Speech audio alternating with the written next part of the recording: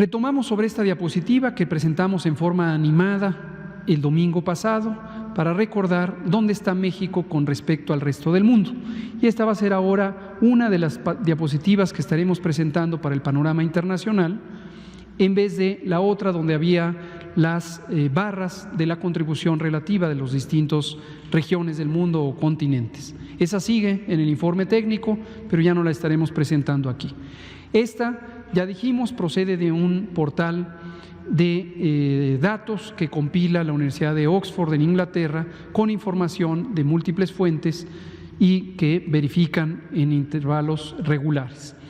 Lo que tenemos para punto de comparación, porque parece que ha sido una inquietud social en los últimos pocos días, es específicamente con algunos países europeos donde se presentó de manera más intensa la epidemia al inicio en los primeros días de febrero, donde se sitúa México con respecto a estos países.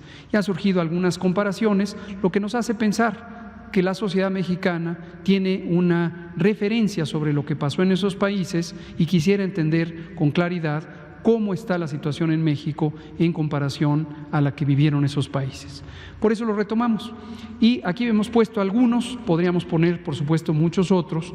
Francia, España e Italia. España e Italia son las que más recientemente se han comentado. Y vean ustedes, aquí son días transcurridos desde que se alcanzó un caso por millón de habitantes. Un caso por millón de habitantes. México tiene 128 millones de habitantes, entonces es el día cuando se alcanzaron 128 casos. Italia tiene 60 millones de habitantes, entonces es el día donde se alcanzaron 60 casos. Y esto permite una comparación equilibrada independientemente de la fecha específica en la que se presentaron el primer caso de la epidemia de cada país.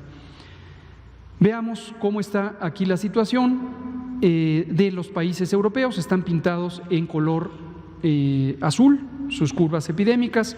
La interpretación de las curvas es la misma que hemos estado comentando por 128 sesiones.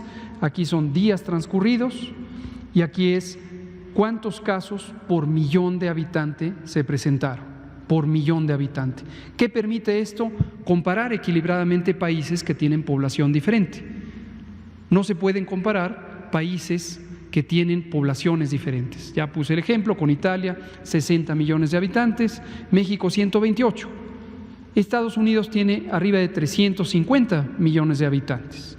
Entonces, para que se puedan comparar de manera equilibrada, de manera adecuada, se usa este índice que se llama incidencia y es casos por millón de habitantes. Veamos, en estas curvas es lo que le ocurrió a estos países. Esta es la curva de España, esta es la curva de Italia, esta es la curva de Francia. Hemos puesto un país asiático, Irán, que tuvo también la misma temporalidad o muy parecida y está en este color turquesa.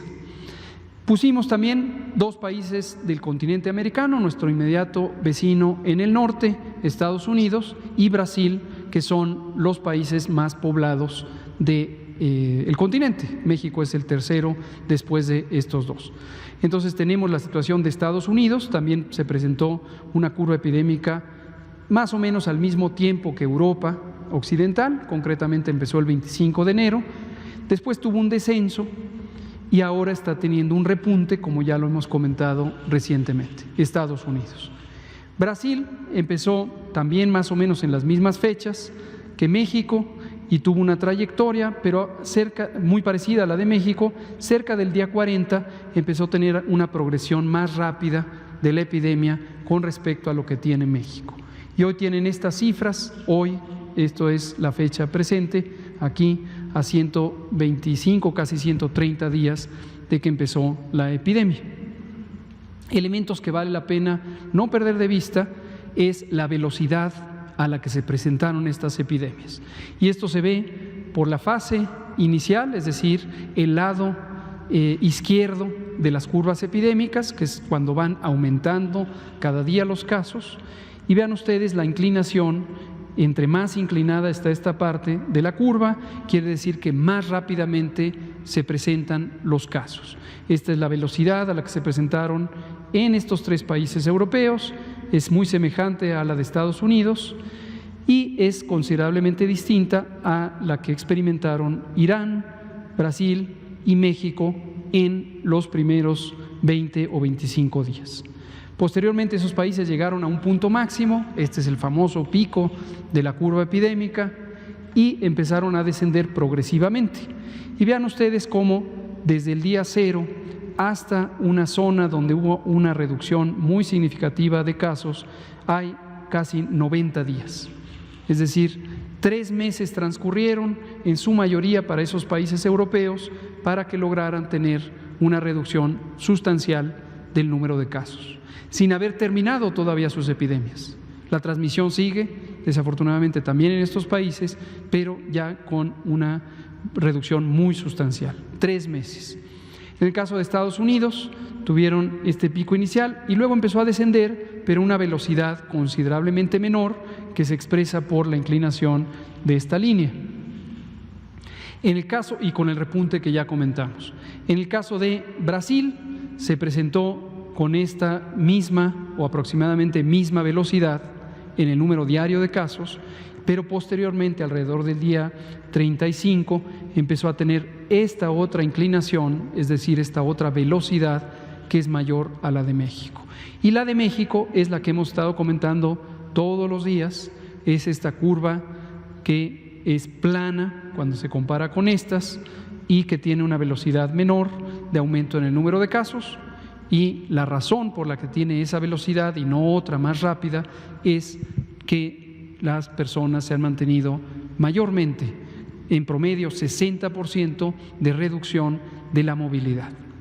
La curva además nos permite, y eso es algo de lo que vamos a estar hablando en tiempo real, identificar cuándo pudiera haber ciertos cambios que hay que atender.